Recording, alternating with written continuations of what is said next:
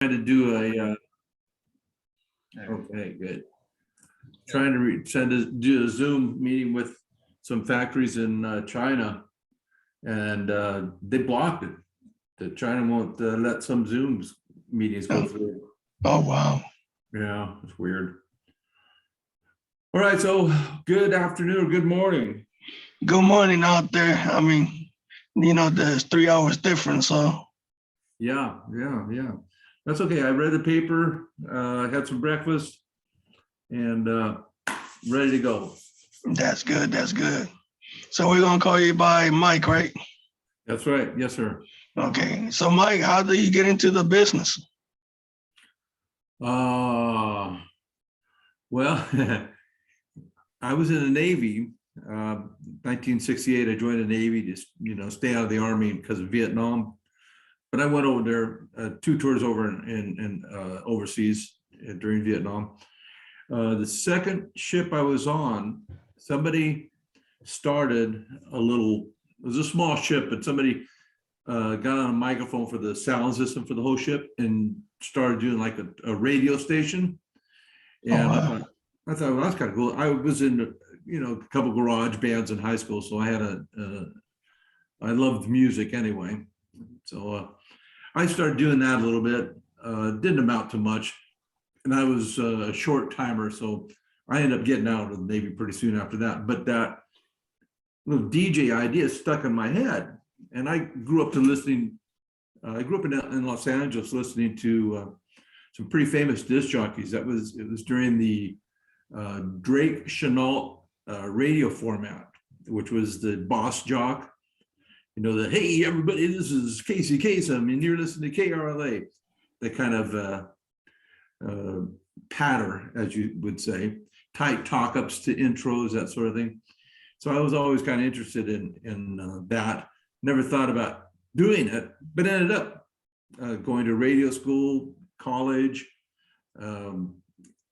worked my way through San Diego radio, and ended up on a fairly famous rock and roll station called KGB. I know it sounds like the Russians, but it was KGB AM and FM. And the AM has been around forever. It's like one of the first stations in San Diego. So it's really an honor to work there. And I did that for 3 years until the radio station changed formats.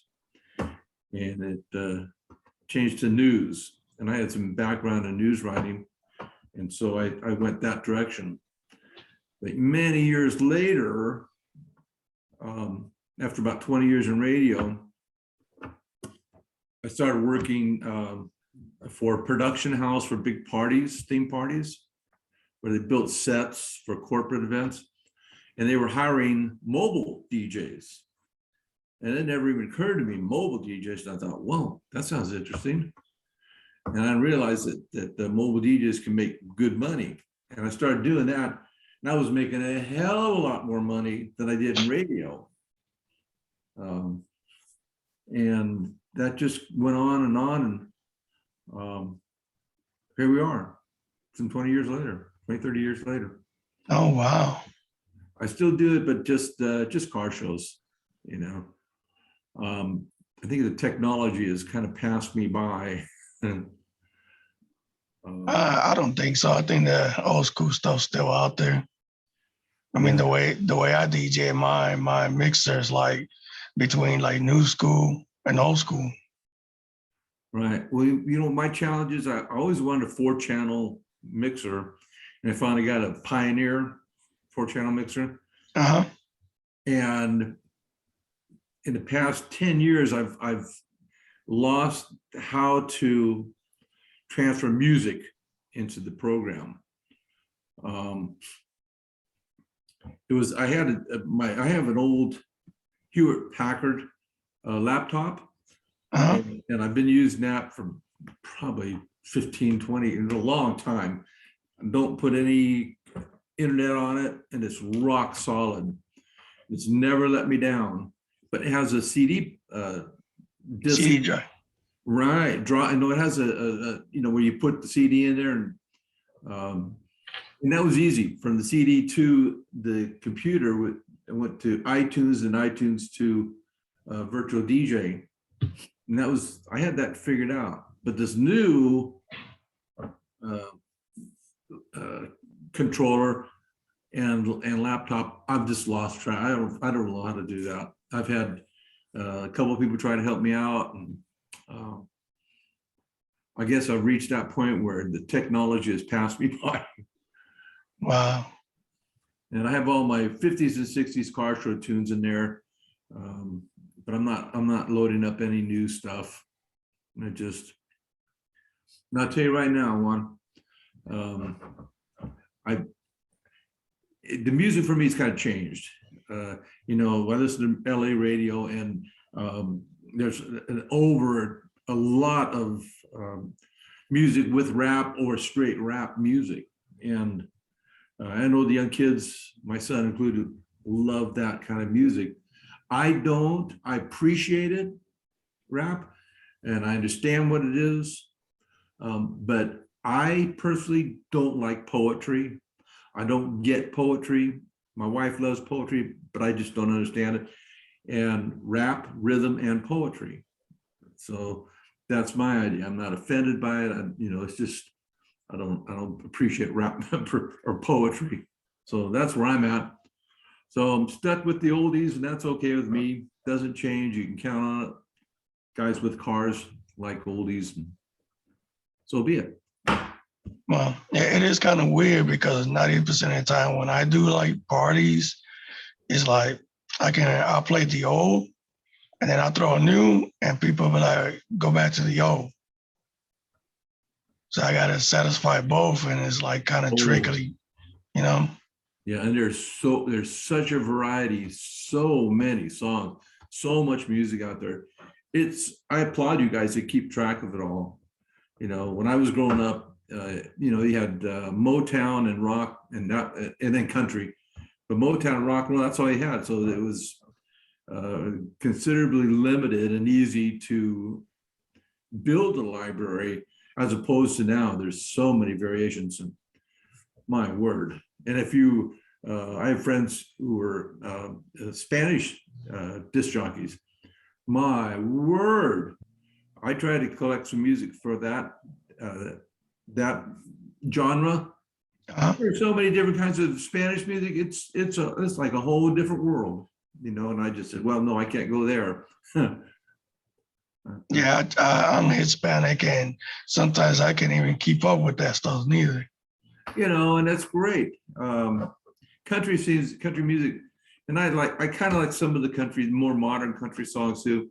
I think that's, if you were a strictly country and Western disc jockey, I think that'd be easier, because there's one genre, the stars are established, but my word, I listen to radio in LA, and oh my goodness, there's so many different formats now.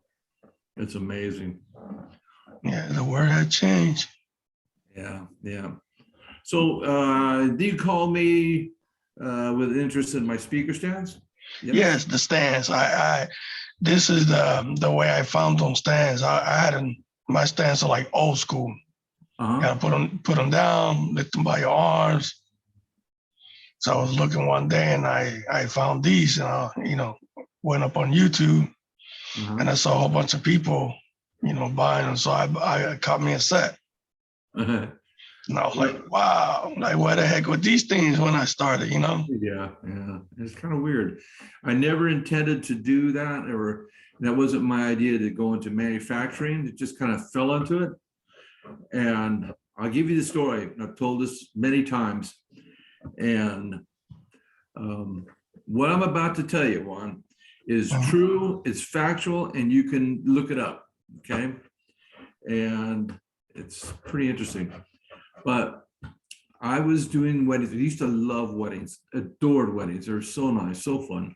A lot of good vibes.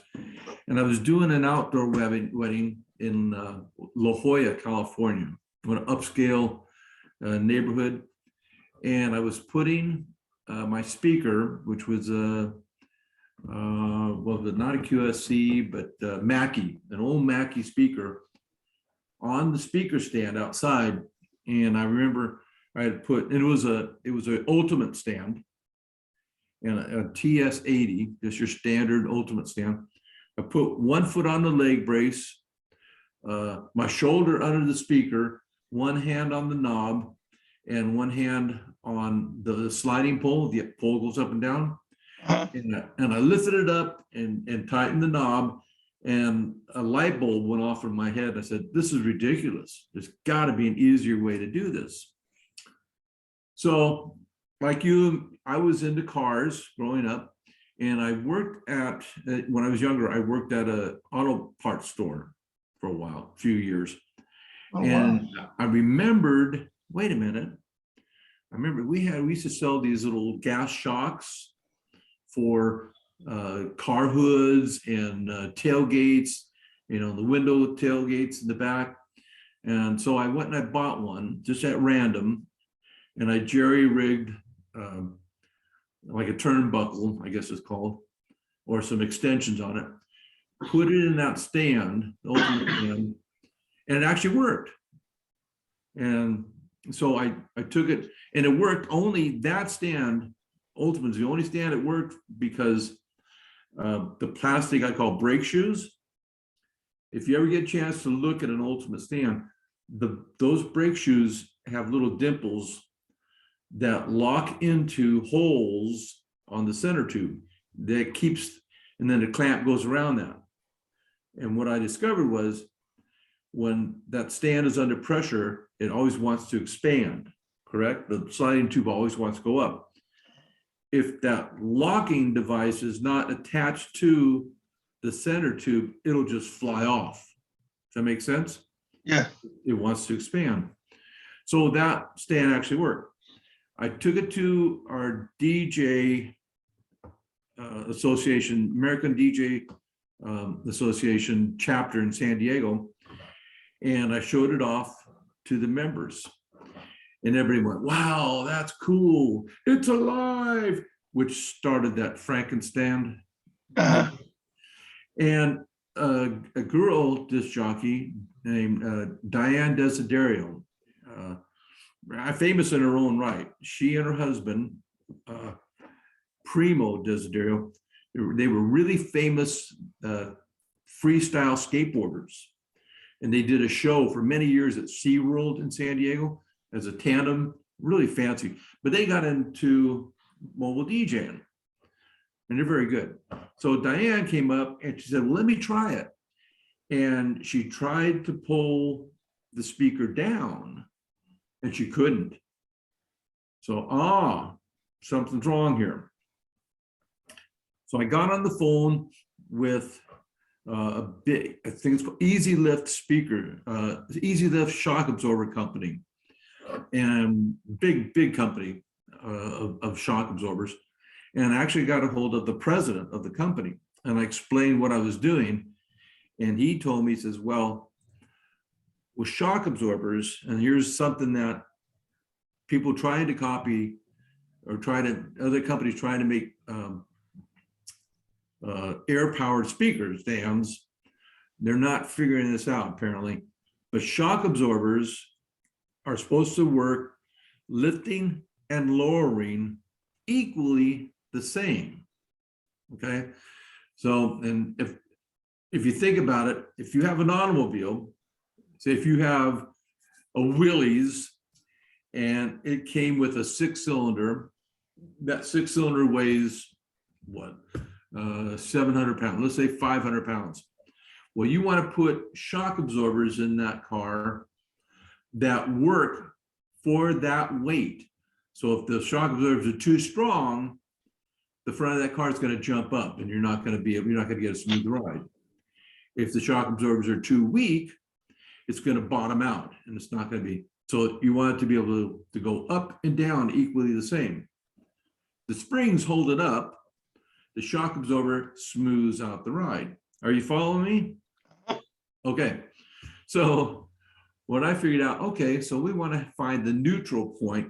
So the stand will lift that speaker up smoothly, but you be able to pull it down just as smoothly. So I started collecting weights of all these speakers on the market, and I divided them up into two parts. 10 and 12-inch speakers, and then 15-inch speakers. And I got all these weights, wrote them all down, divided it by half, and I came up with an average of 10 to 12-inch speaker weights, which was about 46 pounds when I started out, when the QSEs came out and Mackeys came out. And that's gotten a little bit lighter. So it's around 40 pounds is just about neutral. So if it's your speaker weighs 43 pounds, you're going to have to help it up a little bit, but it'll come down very easily. Okay. So, and then the heavier speakers went from about 55 pounds on up.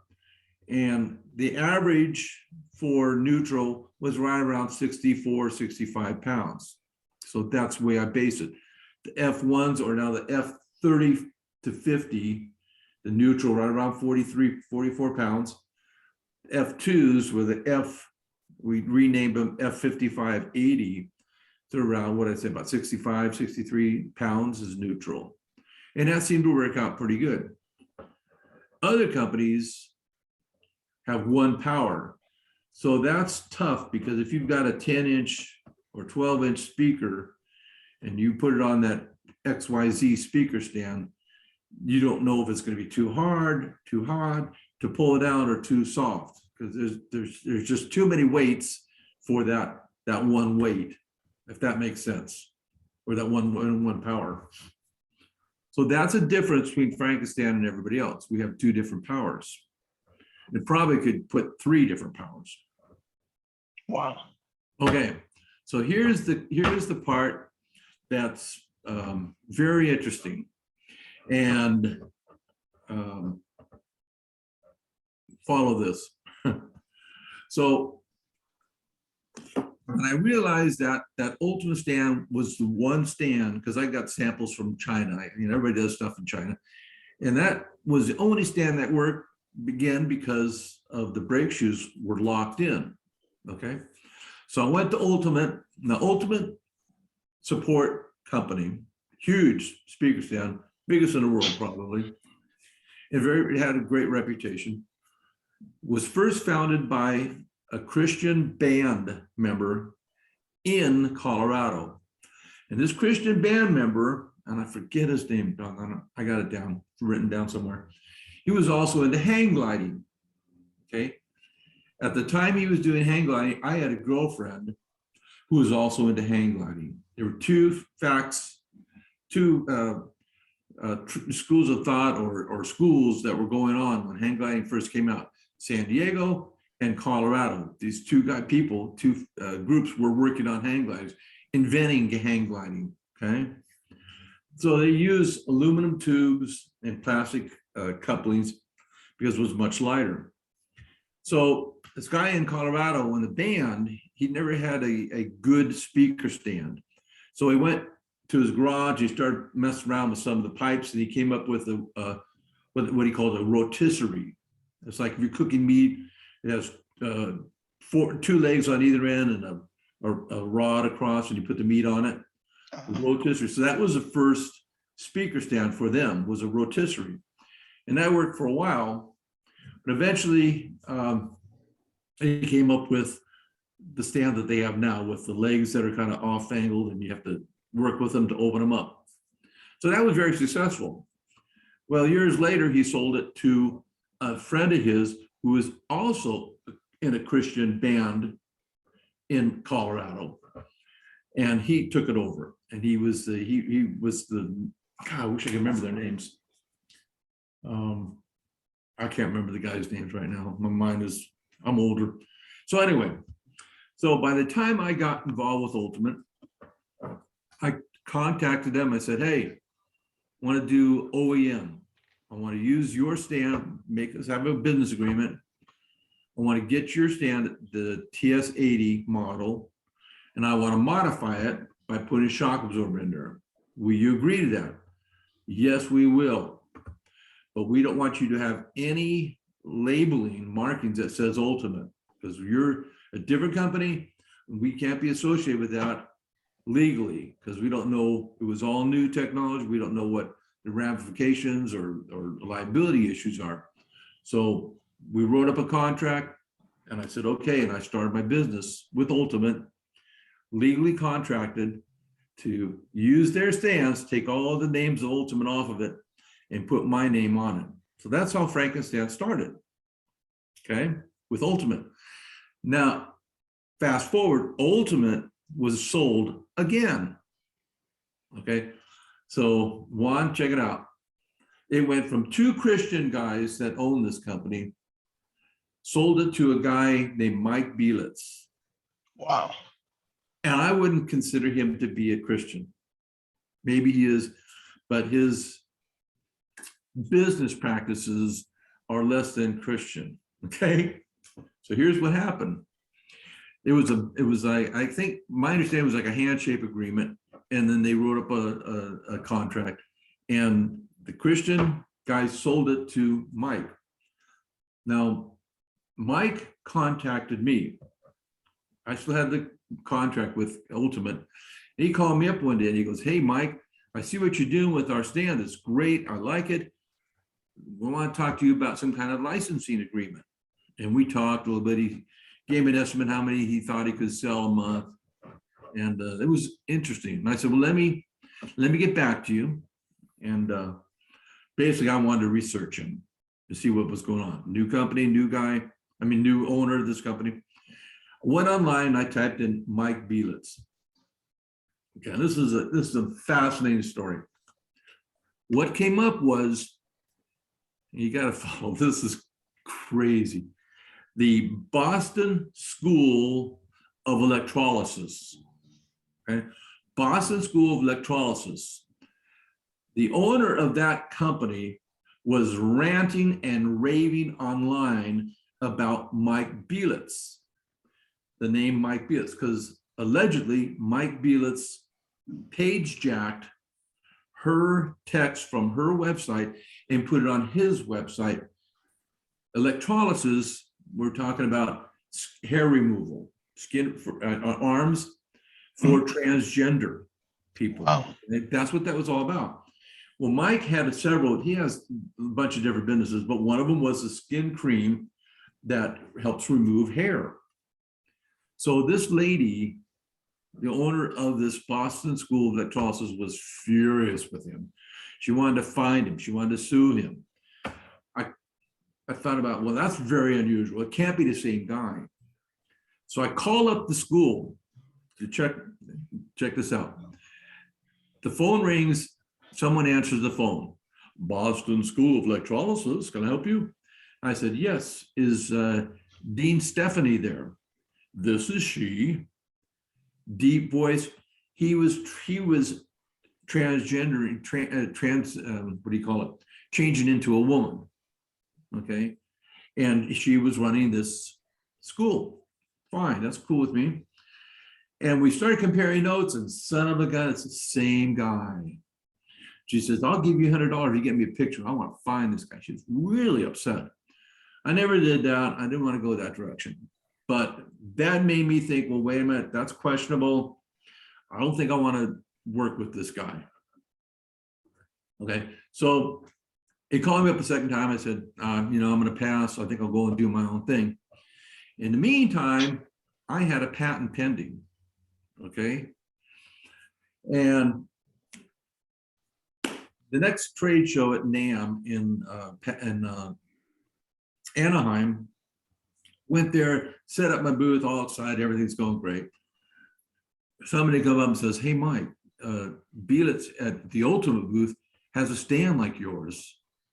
So I went over there, and son of a gun, he had just taken my stand, manufactured it, and started selling it as the TS100. The air powered, and it was touted as, hey, it's our stand, we're brilliant, it's our invention, blah, blah, blah. Even though I had a patent pending. Wow. So how do you went about that? I mean, well, I had purchased a book from a yard sale. It was interesting. It was a textbook about law torts or lawsuits over patents. I just randomly found this some guy's yard sale, and I started on the first page. It talked about lawsuits, and it explained how expensive they were. And I didn't have any money. I didn't have money to take on this huge corporation. And it didn't matter about my patent penny because eventually the patent didn't go through. Well, you know, they say about you make, and sometimes in business, you make every single mistake you can possibly make. And you learn from that. That was me. I didn't realize that when you put a patent through, more often than not, they're kicked back. They're not accepted. And it's almost like tradition. You put it in first, it gets rejected. You fine tune it. You apply for it again, and then hopefully it gets. And that's just the system. My attorney, brand new attorney, either didn't know that or just didn't tell me, and I let the patent go. So I said, well, it got rejected. I'm done. Okay. Years later, what I found out from some very sophisticated lawyers was that this attorney was good thing and bad thing. The bad thing was I couldn't get a new patent. It was done. It was over with. The good thing was this lady attorney had screwed up my patent so bad that nobody else could get that patent. So it's kind of a good and bad. Nobody could get it, so I continued to be able to make my stance. Now, it's a matter of record, factual record. You can look it up on the internet. Mike Belis, to show you what his mode of operation, I don't remember how many years ago it was, but after our little experience, he was getting his stands made in China. And he was working with a company called Sound King in China. Huge, biggest speaker stand, audio equipment company in the world, probably. So he orders a bunch of stands. The stands gets to Long Beach in a big shipment. And allegedly, from my understanding, the wire transfer didn't go through or was falsified, or there was something wrong with it. And I'm not exactly sure what happened, but the money wasn't there. And Sound King said, well, screw you. They packed up all the shipment, put it back on a ship, and sent it back to China and sued him. And they only sued him for $750,000. That's a lot of money, but you would think it would have been a lot more. And Belis lost. He had to pay that. Okay. I don't know what happened with the shipment, but then years later, you know, rock and roll carts. Yeah, I got one of those downstairs. Yeah. That's owned by a guy named Gary Dahl. I don't know how to spell that, Gary Dahl. And I actually got to meet him. And he was suing he's suing Belis as well, because Belis came out in a trade show and he had an almost exact cart on display selling it. I think he changed the wheels, but the concept was the same. And Gary had a lot of money and had patents on this cart, and he sued him and he won another $750,000. And Belis, from talking to Gary said, oh yeah, he went ballistic. You know, they were in the law offices, and he could hear him in another room just screaming, ranting and raving.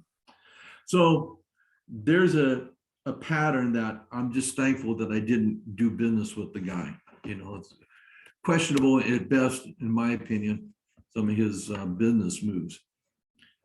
So there you are. There's your air-powered speaker stands. Other guys have you know, it seemed like a few years ago, every company in China was making, every speaker stand company was making an air-powered speaker stand version. Well, there's some challenges in making that. And a lot of these companies don't understand the whole concept. And in fact, I'll tell you, I'm transitioning from one factory to another one now. And I got a sample from a good company overseas, an air-powered stand. I said, I want to see your stand, maybe you can make my new ones. I got it, and they don't have the shock absorber centered. Okay, so that shock absorber has to be centered in that stand. It has to be, and because the stand's so tall, you know, you're talking what, 5-6 feet. That length, if that sliding tube moves any direction left or right, it can put pressure on that shock absorber. It can bend it, possibly can, you know, have problems. So the shock absorber needs to be held positive right in the middle. Okay, the sample that I just got, they didn't do that. And what happens, and this is a subtle thing, and they're really confused, they don't understand what I'm talking about. If you put a speaker, and I've done this, put a speaker on a stand, and if there's anything that's loose, that speaker, the vibration from the actual speaker cone of the speaker will vibrate and transfer into the stand. When the speaker's on a stand, they essentially become one unit. And it's, you know, a speaker will vibrate. I mean, that's the nature of it, and it'll shake. And if there's anything loose in the stand, you'll hear that. It'll start shaking because that speaker. Well, these guys have this stand, and they don't have that shock absorber centered in a way that doesn't move. And so you can grab, and it's funny because they copied the handle. If you've seen the grip on the Ultimate air powered stand, it's kind of this plastic grip. Well, a lot of these companies are copying that. Well, this guy has on his stand that same thing. So if you grab that grip and you shake it, you hear metal rattle, and it's loud, rattle, rattle, rattle. And I try to explain to him, you can't have that loose like that because your speaker will just highlight that sound, and it's not a good thing. Wow.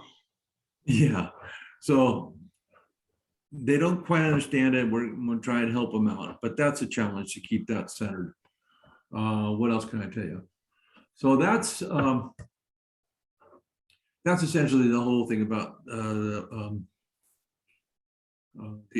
air-powered speaker stand, nitrogen powered. And I've done a lot of upgrades. Actually, I even have a stand that has carbon fiber tubes. I was trying out. The weight's not significant enough to warrant making stands out of carbon fiber, but it looks cool. But it's a lot more expensive too.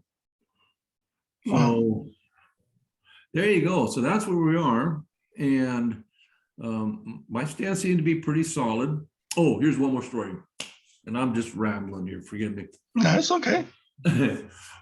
I have always heard that with a tripod, I don't know where I heard this from, if you take a tripod stand and you pull it back, like tilt it about 10 degrees and let it go, it should go back to normal. And that means it's either balanced or it's you know, that's a good strong stand. Those are some of the parameters, I guess, for what makes how you look at a tripod.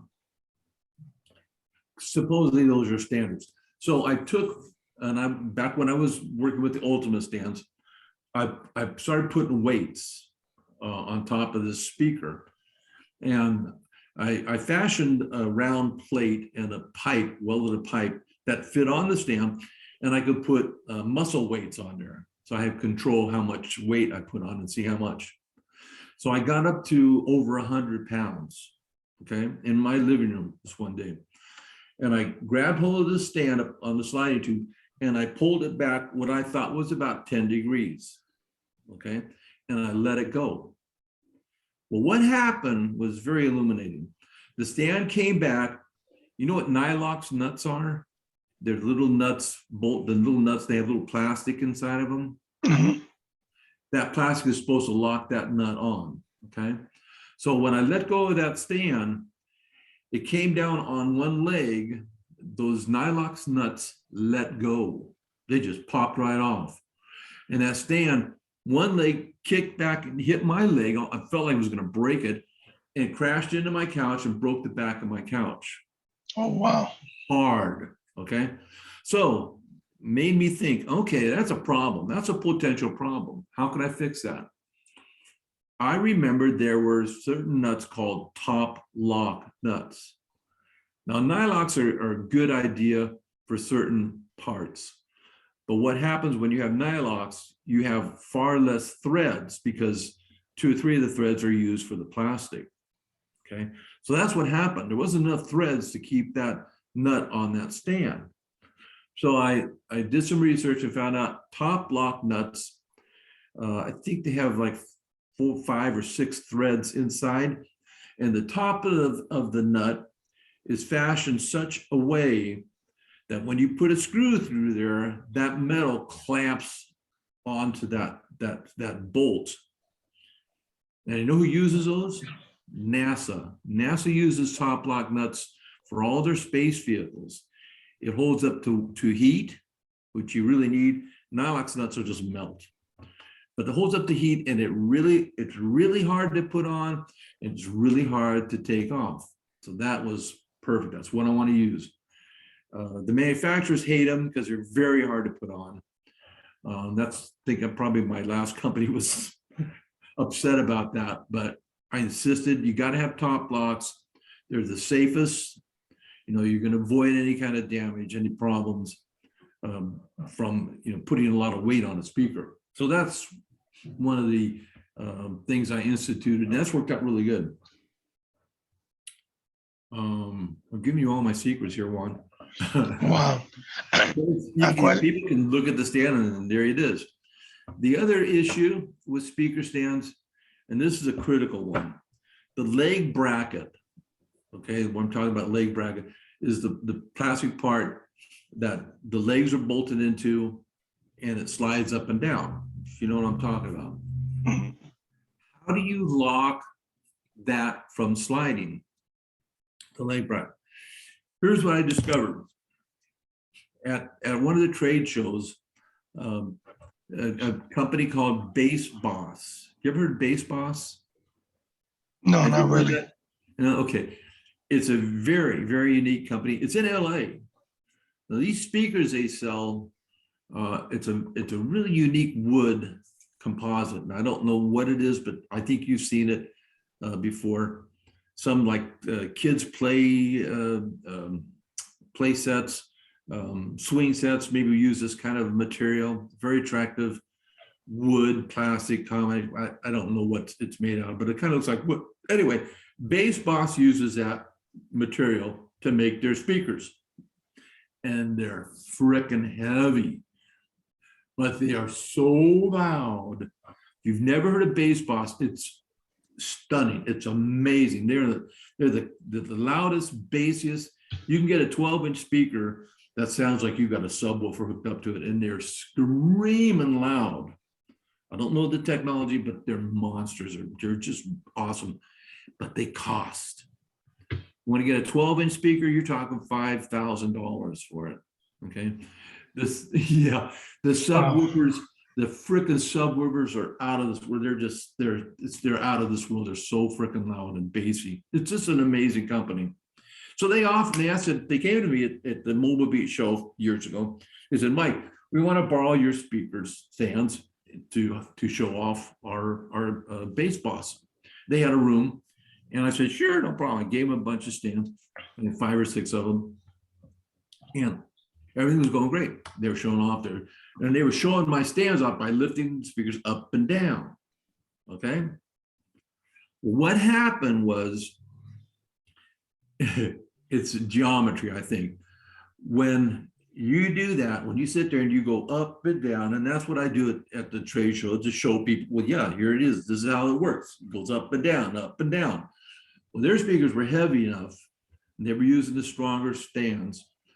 Every time they went up and down, I can't explain what the physics of it are, but when they would go up and down, what would happen, those legs would start moving towards closing.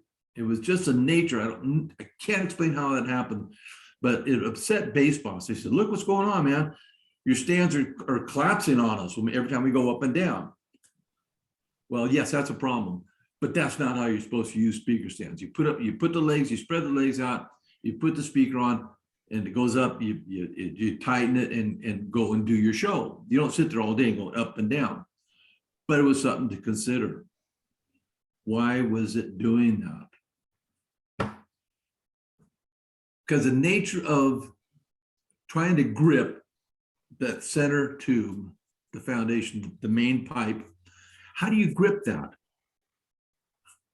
Well, that's a challenge, because the standard device in China, and everything has to go back to China because they make everybody's stands. What they're really into now is they have a little plastic plug. They have this plastic leg bracket, and inside of it they have a little plastic plug with a screw outside, a knob that screws into this plastic plug. This plastic plug is curved, and it pushes up against the center tube, and it's a friction brake. Okay, it's like kind of like a disc brake, and that's what almost everybody in China uses. Okay, I don't like that design, because when I started off with the Chinese company, they had that design, and what I found was American DJs like you would over tighten the legs. I mean, that's just, and I would do the same thing. They'd over tighten that knob. They don't want it to move, And what they found was the tighter they tighten that knob, that little plastic wedge broke. It broke easily. Now, some people are putting little metal tabs in front, and that seems to help, but I still don't like that design. I found a company that had plastic leg brackets, and part of the plastic, and there's a few companies that make them, you'll see them, goes up, and the plastic is around the center tube, and then you have a metal clamp around that squeezes that. So now you have a circular clamp around the center tube with a metal clamp to tighten that, and that seems to work a lot better. It doesn't break like the little other tab in there. Ultimate uses that. I think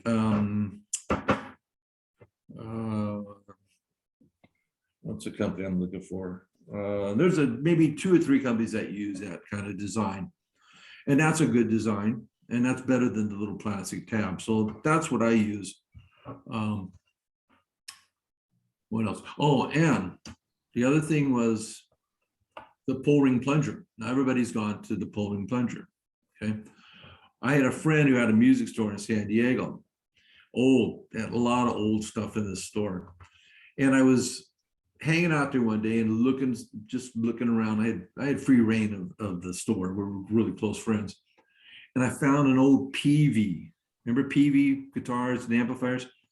So he had an old PV square-legged speaker stand, really old.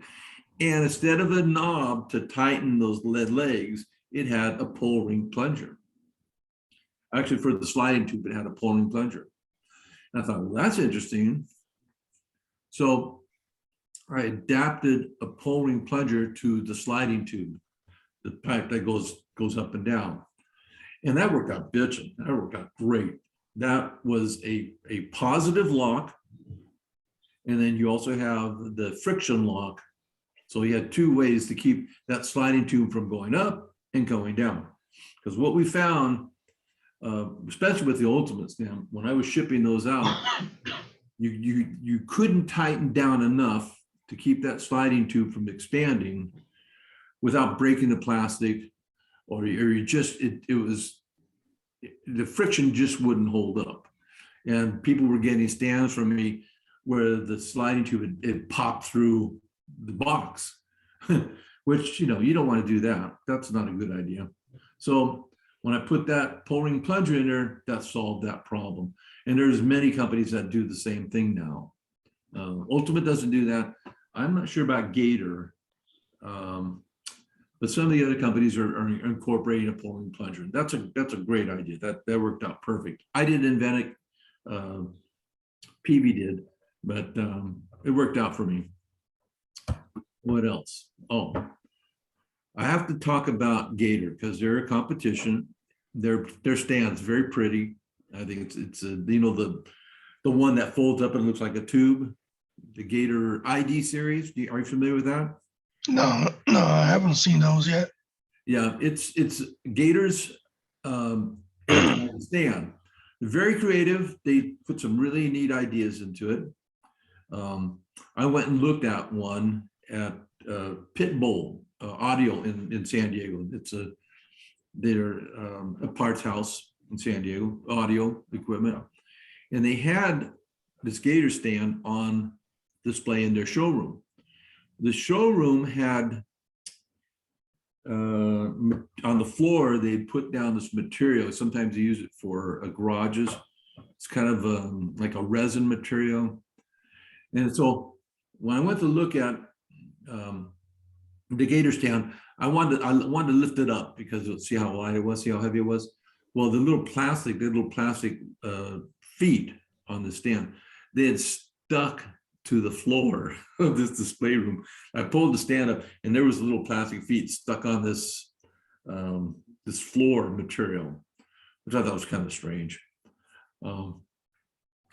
But they have a cam devices like teeth that lock the stand going up and down. Kind of a clever idea.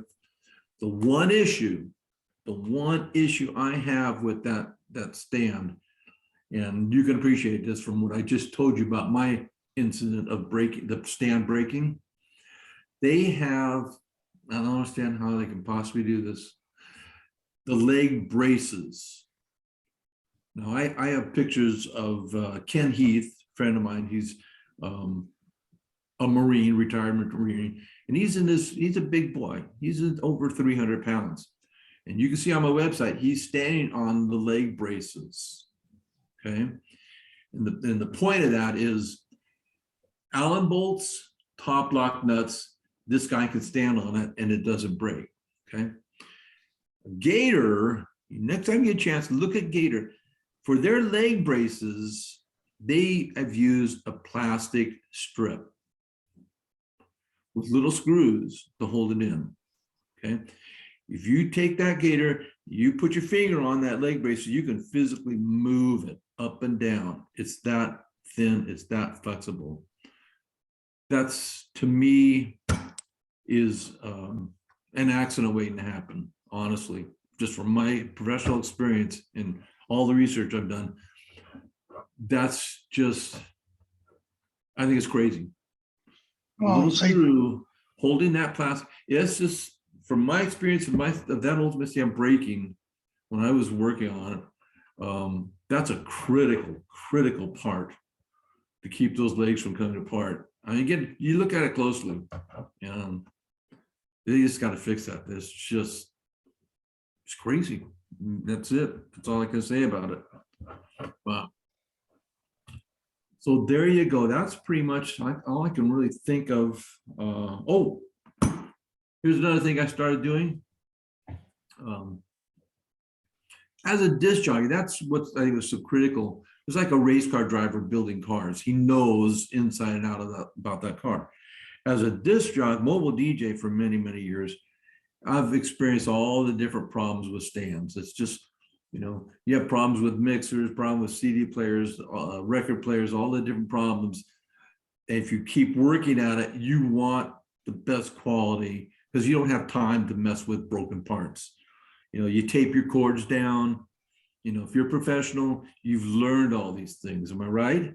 mm-hmm. You don't want, and you make sure. I always tape my cords plugged in the wall. I put a piece of tape under. I don't want anything coming off, especially at night in a party. You don't have time to go looking for a plug that's come out of the wall and then reboot your computer. You don't want to do that. I don't want to do that. So what was I getting at? Oh, I have experienced speaker stands where the rubber feet, you can see how the pipe has cut into the rubber feet, constantly putting weight on those rubber feet, and it destroys the rubber feet. You ever experienced that? You ever seen that? I think for when I had my original stands, one of them did that. Well, I've seen that. And what happens there, that pipe, Good night, telephone. Good night, sir. oh, so the pipe, that pipe is just it's a straight pipe. The labor lays a straight pipe, and it has an edge. The edge on it is it's not a sharp edge, but it's just enough of an edge that after constant use, that edge will cut through the rubber. But I've seen them literally come through the rubber after, years of use. So it occurred to me, well, there's a problem. If I take those pipes and I have them roll the edge inward on each leg, now I've got a round edge against the round part of the shoe, of the rubber feet, and that's going to keep those rubber feet from cutting. And it worked out great. And then I had an issue, always had an issue with this Chinese company. People talk about quality of Chinese products. Well, often the problem is not the quality of the product. The problem is quality control. And that's what happened with my company. Oftentimes the manager, who I'm friends with, he wasn't watching his workers, and he wasn't keeping control, and mistakes would happen. And I'd end up having to fix that. And it's just typical of business over there. And I received an order, and they didn't glue the rubber feet down, mistake one.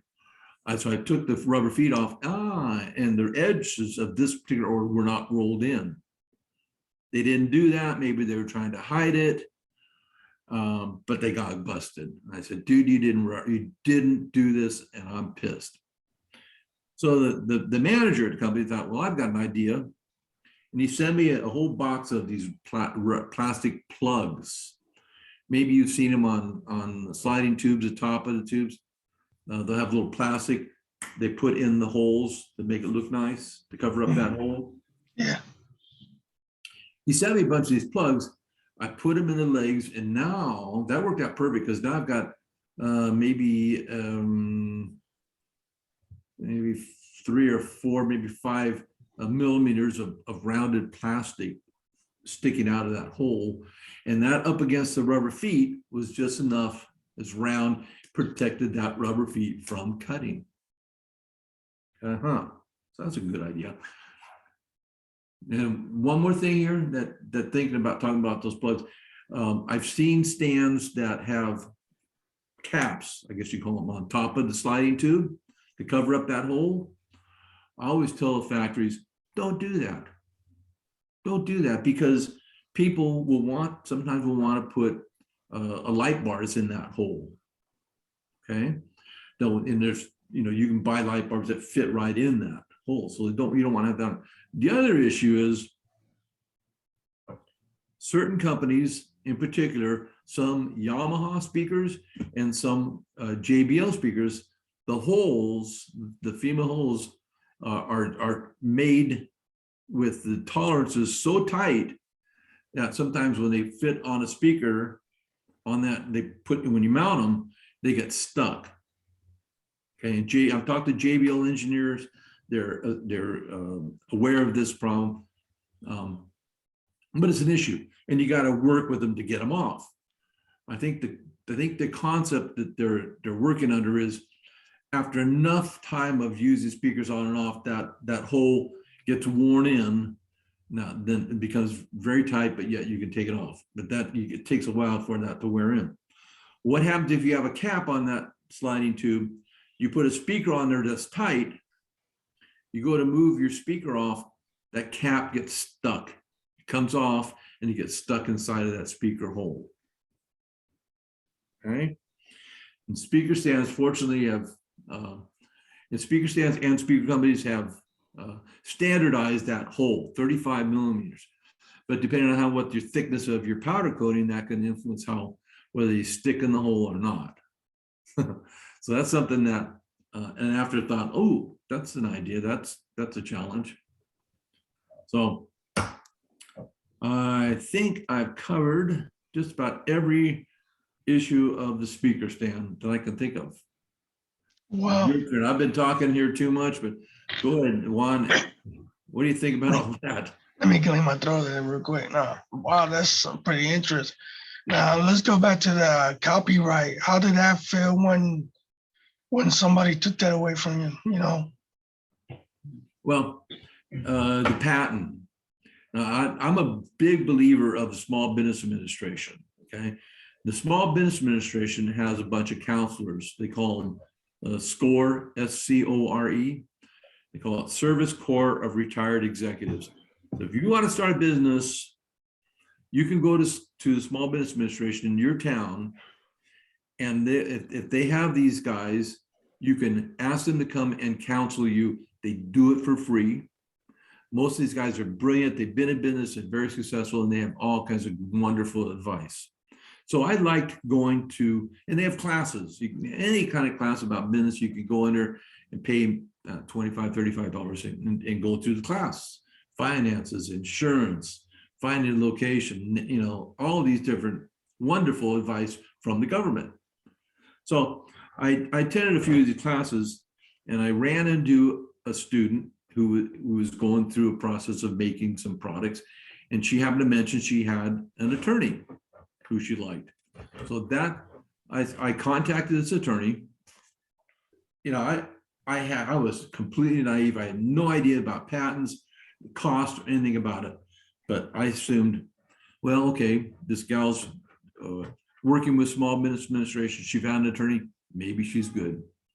I contacted her, and we were talking what she was a paralegal who became a lawyer, and she'd only been in business maybe a couple of years.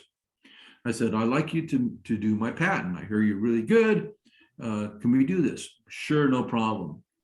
So I drafted my patent, gave it to her. She looked at it, made a few changes, sent it in, and it got rejected. Well, being a new attorney, I think she was out of her league. I don't think she appreciated how difficult, how much information patents need to pass the patent company or patent office. And so I didn't do my due diligence. I didn't research her. I didn't find out what I was doing. And that was a pretty serious mistake on my part. It got rejected.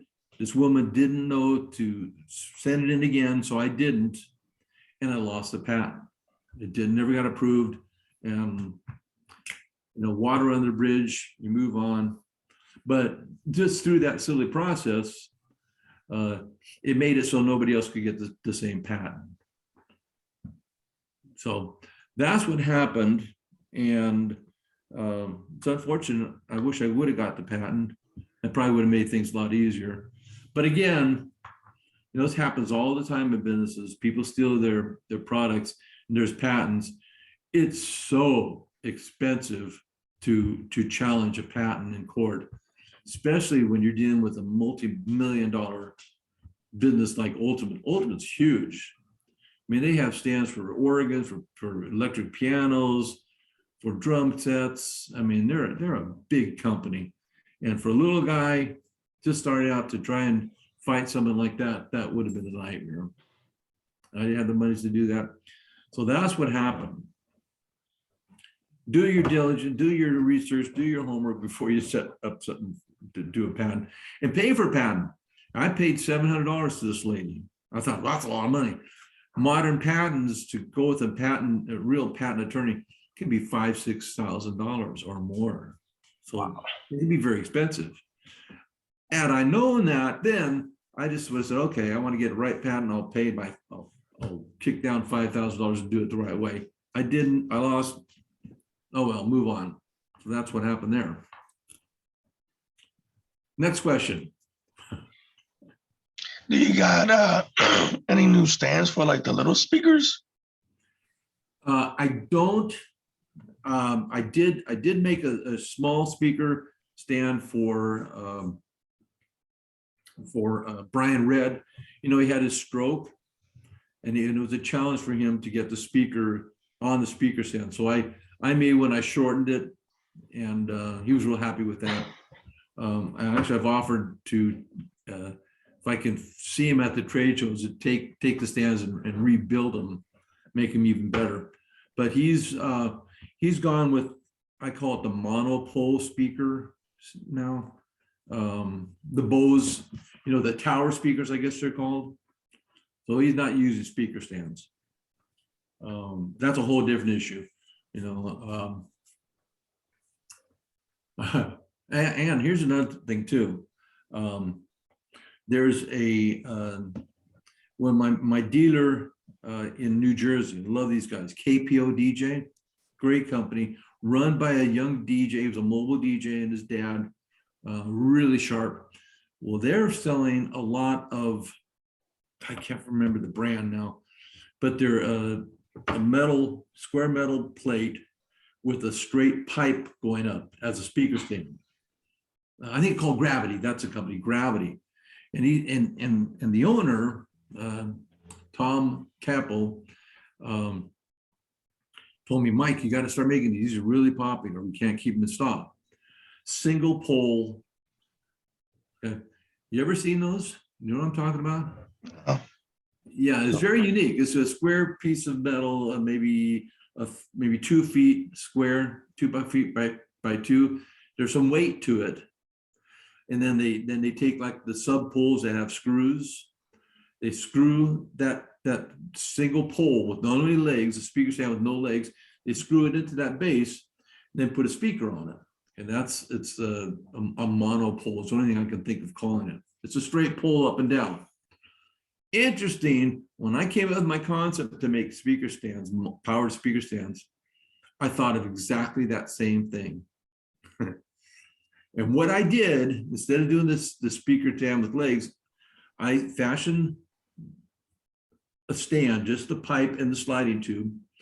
And I bought a tractor disc, 2 tractor discs. You know what tractor disc is? For plowing fields. There's a big metal round disc, heavy steel. They're about 30 pounds each, but they were just the right base and curved and the weight. And I fashioned some straight pipe speaker stands to those. And they were great.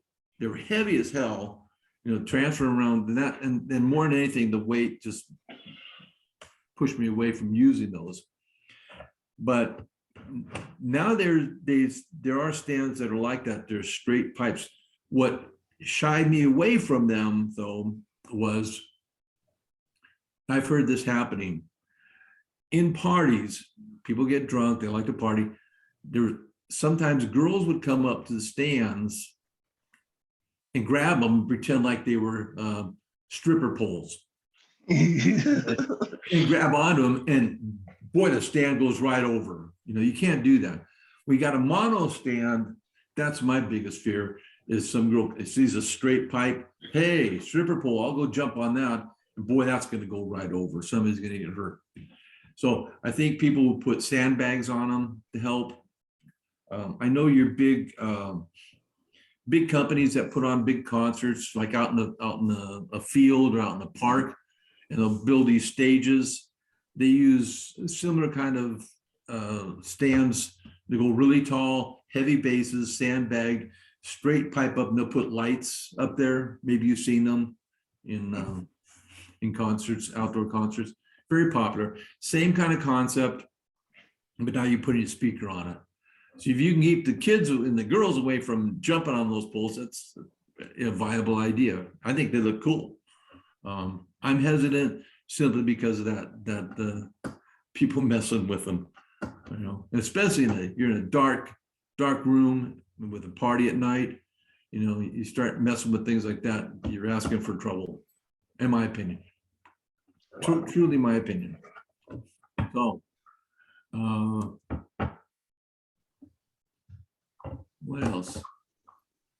So that's about it. That's all I can think of. Wow. I've told these stories many times, so it just rattles off, man. A lot of information there. That's awesome. As long as you keep doing what you're doing and you love what you're doing, so. Yeah, it's been fun, and I really enjoyed the mobile DJ industry, and I started writing for Mobile DJ magazine, and I ended up with I think about 80 or 90 articles over 10 years. So I printed out a book, and so I put them all in a book. But through that process, the hospitality industry, your restaurants, your hotels, your caterers, big industry. And I align myself in San Diego, I align myself with that industry as opposed to talent agents. Some guys go to talent agents and get jobs from them, and that's a good source. But the hospitality industry, particularly the hotel, the big, in San Diego, there's some pretty big hotels, do a lot of parties every weekend. And there's a group called NACE, the National Association of Catering Executives. You ever heard of them? No. You better learn. If you want to work in hotels, you got to go find it, especially if you're in a big city. They'll have a chapter there, NACE. In San Diego, the San Diego NACE, it costs some money to join, and they'll allow DJs to join. And the NACE board of directors has anywhere 8 to 10 members on the board. And in San Diego, there's always at least 2 disc jockeys on the board. And I was on a board there for 2 terms. It's a good way to mingle with florists will go there, wedding planners will go there, ministers will go to their meetings. It's just a good place to join, to get to know people in the industry that are constantly doing parties. NACE, National Association of Catering Executives. Write that down. If you join them, it'll be such a good benefit for you to find more and more work. Also, your DJ association, those are good things. Little challenging because DJs are it's such an ego group. Everybody knows, every DJ, a lot of DJs I ran into in San Diego, you couldn't teach them anything, and they knew they always figured they're the best DJ. And I understand that you got to have that ego, it's an ego-driven business. But DJ associations, I think, are great because you get to share ideas. You get to hear what share music ideas, and it's just good to know who your competition is. And I always enjoyed your local DJ association meetings. The Wedding Planner Association, another good one.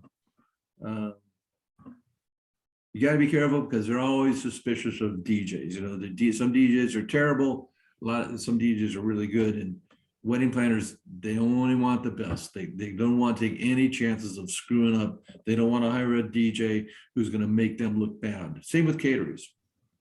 But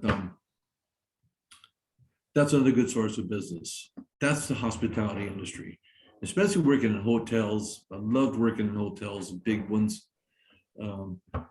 But that's the inroads. That's how you get ahead in the mobile DJ business these days. You make those connections. I can't overstate the hospitality industry. That's where the money is, I think. And I have talent agents friends, and occasionally I'll get a job from them, maybe once or twice a year. But the hospitality, that's consistent work. You get locked in with a hotel, catering companies. I got locked in with a catering company in San Diego, and I was doing weddings all the time with them. It was great. It was a great source of business. You got to know all the staff, work with the staff. They depended on me. They liked what I did. I always helped them out. And so that was good. I did real good in San Diego with that. Writing articles for Mobile Beat was good for me because they always put a little plug at the end of my articles saying Mike is the inventor of the Frankenstein. So it was like free advertising. Oh, the Frankenstein name. You didn't ask me about that, which I think is a silly name. But when I showed off my first stand at the DJ Association in San Diego, some guys were going, it's alive, because it came alive, it moved by itself. So that made me think, I needed a name. And I thought, Frankenstein. And so I looked up on the internet, Frankenstein.com was available. And I said, that's it. I paid for that. And that became the name of my company, Frankenstand. Silly name. But at the time, it worked good because Monster Garage was on TV. Jesse James was building up fancy cars. It became a very popular TV show. And Monster Garage, Monster Drink, Monster Green with the green claws, that had just come on the market. And in San Francisco, Monster Stadium. And there's also Monster Cables, DJ cables, audio cables, Monster Cable. So Monster was a big theme back then. Frankenstein was a natural, and so I took it, and people started calling me Dr. Frankenstein. So I had to embrace it. What the hell? So there you go. That's the story. I'm sticking to it. Awesome name. Ain't nothing wrong with it. So I'm little guy, little company, competing with the big dogs in this industry. But my philosophy has always been make the stand as strong as I would like it as a disc jockey, from all the different experiences I've been through for many years, and all the things that I want out of my products, my equipment. Stands are one thing. I figured if I can make that stand bulletproof, it's going to last me, then I don't have to worry about that. And there's enough stuff to worry about your equipment, your laptops, your controllers, cables, your speakers, particularly. Every piece of equipment try to get the best I can afford, and the quality stuff. And then I can focus on the show. I can focus on the guests. I could do my job and not worry about the equipment. And speaker stands, I just kind of fell into that business, but I knew what I wanted, and I knew the quality I wanted, and went through 5 different upgrades, and I'm pretty well set with the current Frankenstein, and I'm happy with it. It's bulletproof. I'm totally support it, and I'm confident when I still DJ that I'm not gonna have to worry about the damn thing. So that's and customer service. It's always good. Customer, to me, there's no other choice. And I know when we get problems with our products, we don't want to hear excuses. We don't want to hear, the weather caused that, or you're not handling it right, or you're not playing your equipment right, or you're, whatever. You don't want to hear that stuff. I always want to hear, hey, no problem. You're having a problem with it. I'm going to fix it. I'm going to take care of whatever needs to be done, and apologize for that. Done. That's it. It costs me in shipping sometimes, but people appreciate that, and that makes a big difference. People break the knobs. Sometimes they'll fall down, and then plastic knobs will break. Hey, I'm going to take care of it. I'm going to take care of it. I'm not going to charge you money like other companies. Ultimate. I'm not going to charge for that stuff. It's just a matter of taking care of the customer. I want to be treated that way. That's the way I treat my customers. And it comes back. People appreciate that. I'll tell you what happened. Some guy was so impressed with my customer service. He sent me a Vizio television speaker system just for free. Just sent it to me. I couldn't believe it.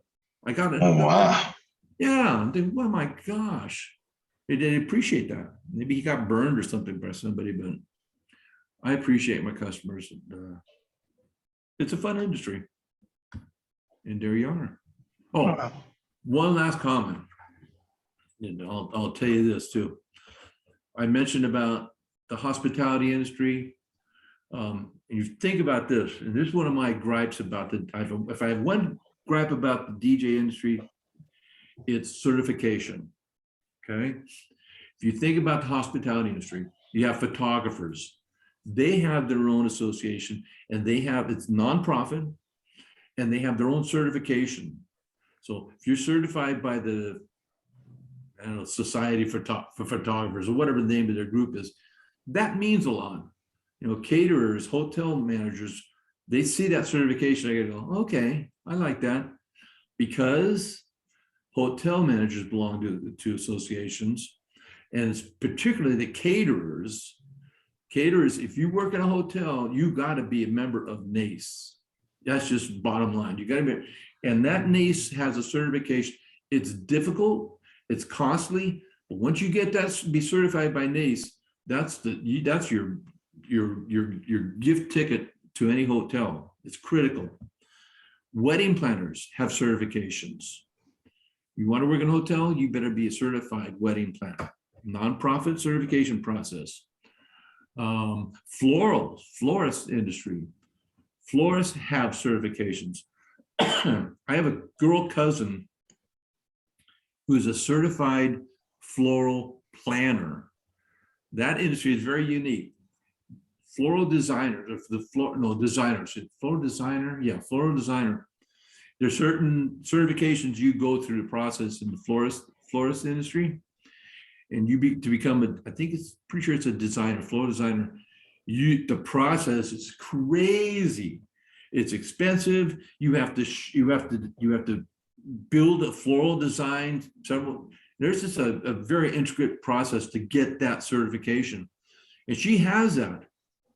What that allows her to do with that certification, work at the Rose Parade. She used to work in the Rose Parade supervising 2-3 different floats. Okay, that's crazy, but very talented. But that certification, you know, that's respect in her industry, that's highly respected. So you got photographers, wedding planners, ministers have their own certification.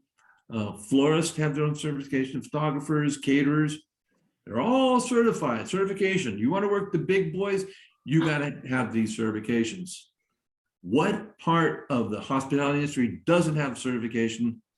DJs. I know the American Disc Jockey Association, and I think there's another disc jockey association, for profit, have certifications. It is my opinion that if a for-profit entity has that certification, it doesn't have the same value as a nonprofit certification process, if that makes sense. There's an implied bias with a for-profit certification. Does that make sense?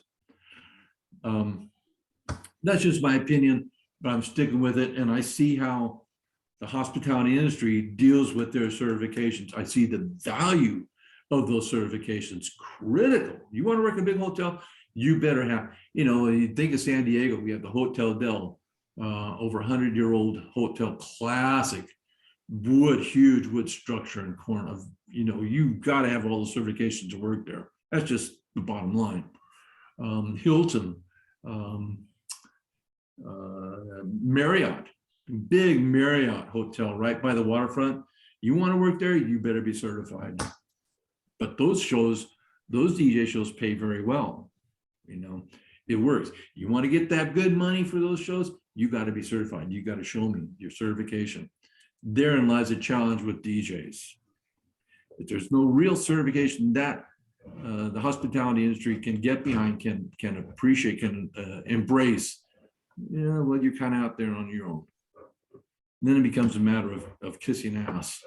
I hate to say it, but I used to go into the Hotel Del, and and I worked there for quite a few times. But I used to walk into their booking, their wedding planners. They've been 3 or 4 people on staff there, and I see these big baskets of bulk, you know, food baskets and flowers of DJs sending it to these guys, gifts, which I don't think is the right thing to do, but some wedding planners appreciate that, I guess. But it worked for this one guy, and he gets lots of business. And I won't say his name because everybody knows him in San Diego. Wow. So there you go. Anything else I can tell you? I'm giving you a lot of information here, Juan. I didn't mean to overload you. No, it's okay. It's always good to have a new friend, you know? Yeah, I just had a cup of coffee. That's what happened. I'm just It's rambling off good. my adrenaline. How you doing? Speaker stands for other like DJ equipment. Um, well, I used to have a T bar for lights, and that was popular for a while, but that's kind of just not that popular anymore. Anyway, for me, I'm not sure what people are doing with lights. I've seen companies, especially particularly in the Spanish groups, DJs, they'll have big trusses set up for lights. You know, lights. I look at lights as kind of like a photo booths. They're a whole different entity that added extras for DJ shows. Seems like there's a like the DJ industry is chasing each other. Bigger equipment, louder equipment, fancier equipment, fancier lights, photo booths. You know, there's a lot to be a DJ now. Offering everything, that's a lot of money. That's a lot of equipment, you know, especially you're going to put up trusses and moving heads and all that stuff. Man, that's just far out. That's you need a staff, a crew, and that passed me by many years ago. That's why I find the DJ for car shows, I'm happy with that. It keeps me having fun. You know, very few pieces of equipment, no lights, just maybe canopy and just 50s, 60s, some 70s, maybe a few 80 songs, and have fun. That's what I do. I dig that. Last car show I did was here in Pasadena for the Pasadena Police Department. They have a big car show. It runs almost 2 blocks long. I had to go out and buy 400 feet of cables and extension cords to do this show, which is worth it. They had a special guest show up. It was Jay Leno. And that Wow. is so cool. Shows up in this super long gold old Mercedes-Benz limousine. And it was gorgeous. But anyway, I got to meet him. He hung out went and talked to people in the different cars, and screaming hot day. But it was really fun. Oh, and I put on, the band Van Halen. Yes. Well, they were Pasadena's kids, and they lived here. They went to school here. Came from Europe, but they lived in Pasadena. Well, that car show, that last police car show, it was about a year before he had passed away, and so a group of people decided, let's petition the city to put a plaque on the convention center, because I was DJing right in front of the convention center, the Civic Auditorium. So that right then they had just put a plaque on a wall honoring Van Halen band about a week ago before that car show. So I thought, why don't I put on, and I've done this before at other car shows, put on an air guitar contest for the kids.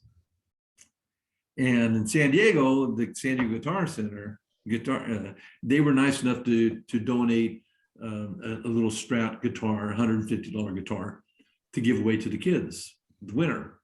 So I had this orange curtain and the signs and the unofficial Van Halen kids air guitar contest. And I did that, and it was a ball. It was really fun. The kid won a guitar. He was overwhelmed. Electric guitar. He just loved guitar, the winner. And it's kind of a crowd favorite. It's a good photo opportunity for the parents. And that was a lot of fun. And thank you, Eddie Van Halen, the rock god. Wow. That's awesome. Yeah, it was a little fun extra thing to do. But had a good time, and look forward to doing more car shows.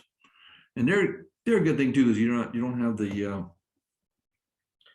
it's open out in the open. You're not worried about the coronavirus or COVID virus, because you got open space. So there you go. Anything else I can babble on about? Oh, yeah. Where's the bag? The bag? Mhm. Oh yeah. The bag. When I first started with getting bags, Again, didn't know anything about the material or designs, but I found a bag. I thought, well, this is a straight tube with two spaces that you can put the stands in from top and then zip up the top. I got those bags. Boy, they started ripping. You know, they just weren't strong. There was no padding. I thought, well, this is not good. So I looked at several bags on the market, and I said, well, if I'm going to make bags, I'm going to go all. I'm going to make it. You know, it's going to be costly, but it's a premium stand. You know, I'm a fan of Pioneer equipment. You know, it's more expensive, but I've had Denon products and I've had American DJ products. Personally, I like the Pioneer products because it's pretty bulletproof. They sound great. I had very few problems with it. Same with my stands. I don't want any problems with them. What were we talking about? I lost my train of thought. The bags. The bags, yes. So I found a company, said, this is what I want. I want padded sides, I want 2 separate chambers for 2 stands, I want a shoulder strap, and and this was, to me, was critical, I want 3 handles. What? 3 handles? Yes, I want a handle on each end and a handle on top. So when I go to put this in my van, I can grab the top like a golf club, and I can grab the end with the handle, and I can shove it in there. I want to pull it out, I grab the end of that handle and pull it out. And it worked out great, except my first bag, or this design, the material I was using, I forget what my material was, but it was not the strongest material. Nylon, as I found out, was a stronger material. So the bags, those first bags, the handle on top, the way it was sewn on, would tear. You know, and I was getting bags returned, said, hey, this handle, no good. And so I would, of course, send them brand new bags, but it made me realize, oh, so I'm doing something wrong here. I got to find the right material. Actually, I went down to Mexico, in San Diego's close to Mexico. I thought, well, I'll find a company down there who can make these bags for me. So I met with this company. I said, here's the problem with this bag. This handle is not sewn on correctly, and they tear and they rip off. So we can work together if you can sew it this way. And I showed them how I wanted to sew it, and do it. Make me a sample. A week later, they said, okay, we got it. Come on, pick it up. So I went down there, completely ignored what I asked them to do with the handle. So I thought, okay, well, I'm not going to use you guys. Wasted my time. Found another company in China that made golf bags. I figured, oh, golf bags. And a lot of golf bag companies will have outer covers, especially for transportation, that cover all the, you know, just you take your bag, you put it in this another bag, zip it up, and protects it. That's the company I found, and they're very good. And they started, I said, I want them out of nylon. This is the way I want them sewn. And they did that, and brother, they have been rock solid. I've only had one return, and it was recently. They said the zipper broke.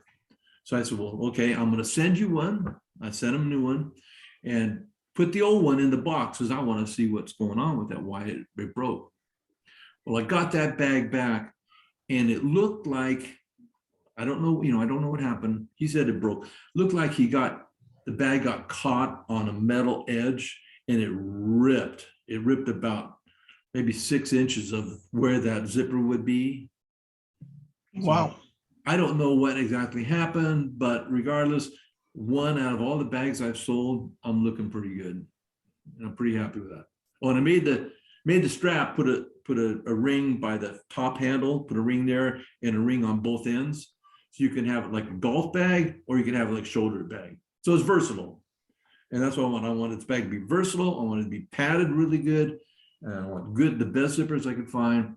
And the 3 handles, and solid, done.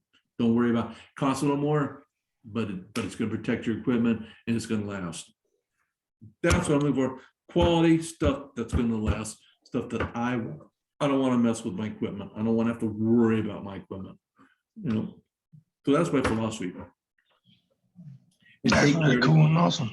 Yeah, take care of the customer, because that's why I want to be treated. And people expect that now too, you know, like Amazon, those big fat companies, you have a problem, send it back. Pretty much, no. You know, I got this canopy from one of the car part companies, big canopy, because when you do outdoor events, you want a canopy over you. And it arrived in the plastic parts that the rods, the metal rods are connected. They were broken. There were several parts that were broken. I called him and said, look, this thing arrived, it was broken. Oh man, I'm sorry, ours are good. Well, I don't know what happened. You know, you got boxes cheap, I'll tell you that came in, and it looked like it was, you know, abused in shipping. They broke. I could send it back to you. I just want to get a new one. They said, no, keep it. It's not worth it. We'll send you a brand new one. They did. I'm totally happy. Summit Racing, that's a company. Summit Racing hooked me up. Their product was damaged. They sent me a brand new one, you know. So be it. Actually, did they? No, they didn't. They refunded my money. That's what it was. I kept that part and I just used some Gorilla Glue and Gorilla Tape, and I taped those broken parts up. Hopefully it lasts, but it's working so far. So that's what happened. Took care of me. Customer service counts. Critical. Always is always good. And there's no other way. No, Sorry. no worries. So tell me about yourself, man. What are you doing? Well, I'm trying to, you know, move my stuff since the coronavirus, you know, stopped everything, but I'm still going there. I got an eye disease that, you know, it's kind of odd to tell people, but it keeps me motivated. And all of that, just keep going to the top. I love music. I love entertaining people. Uh-huh. Some people ask me, how do I do it? And it's kind of hard to explain. Well, you know, if you're a people person, you know, if you're outgoing, I think, you know, I think people are a trip, especially when they're partying. You know, I've done some weddings that were so outrageous. You know, things that some people do, especially when they're drinking. Oh my God. You know, it's stunning to watch. Just some crazy things. I'll give you an example, just a conversation here. Real nice couple, young gal, we were doing a wedding right on the bay in San Diego, and it was time for speeches. Well, this gal got on the microphone and she said something to this, friends and family, I want to apologize to you for not holding up my vows with my first husband.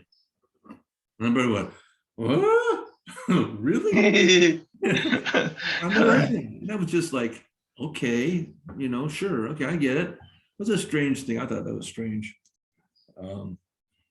I've had weddings where, you know, if I could, I would have went up to the bride and say, girl, don't marry this guy, run, get away from him now. I had several incidents like that where you just knew this husband was going to be a real a-hole.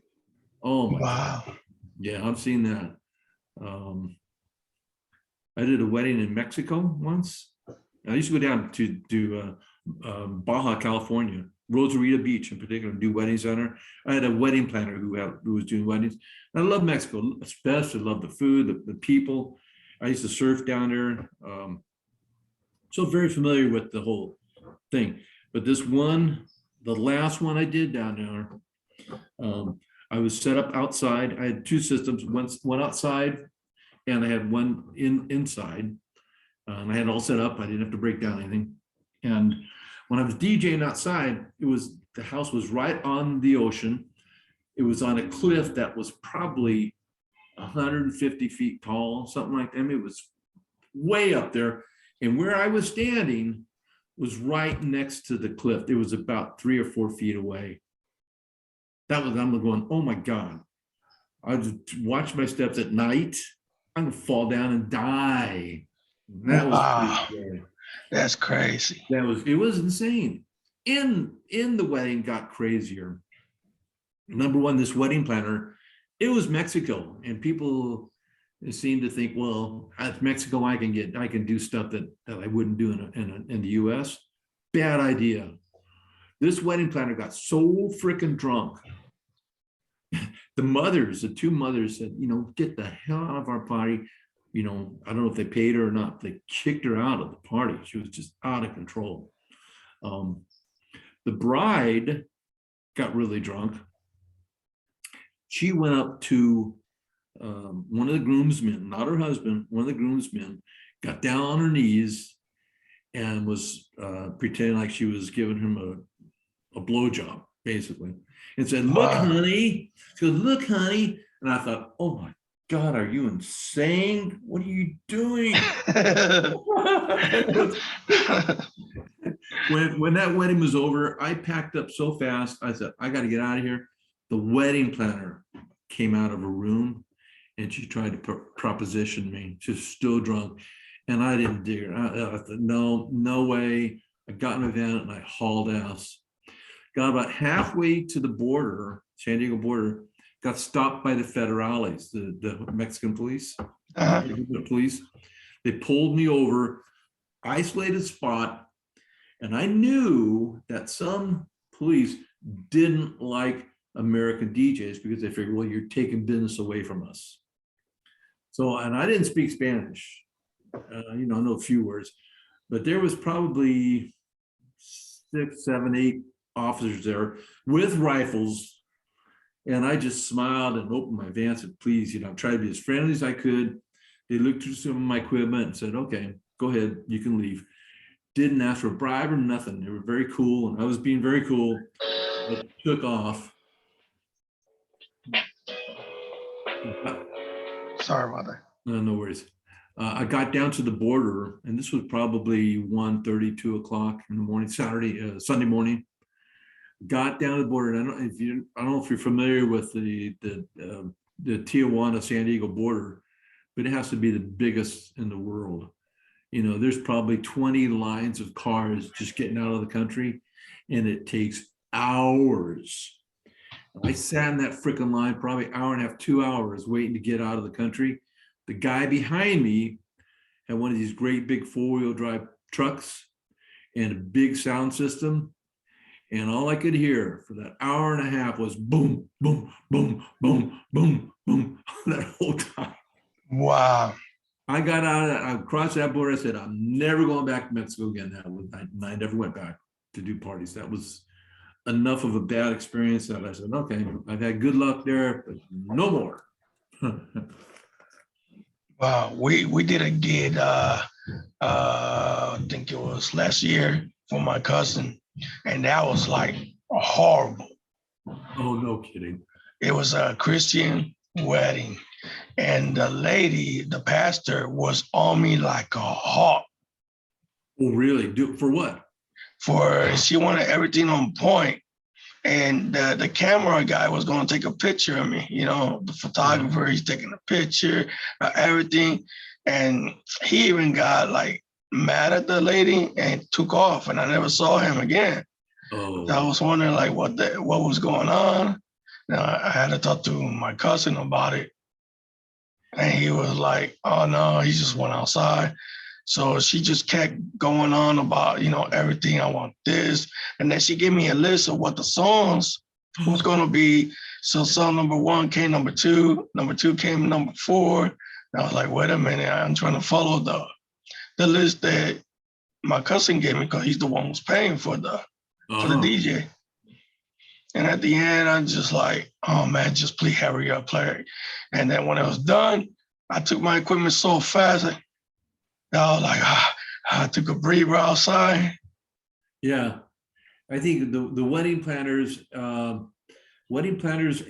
the wait staff, whoever, when you work at a hotel or venues, you always, in a wedding, especially, I've had challenges with wedding planners.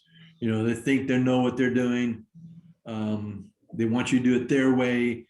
And I was always, unless I was dealing with a wedding planner, meeting with the couple, I would always help them by drawing up a wedding schedule. I say, look, from my experience, this is worked best for my weddings. Here's a copy of it. It's 2 or 3 pages long.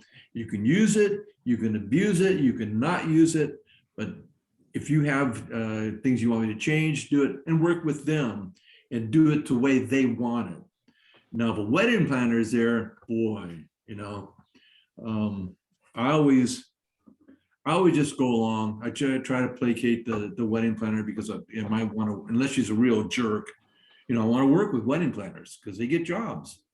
But yeah, that can be a real challenge, working with them.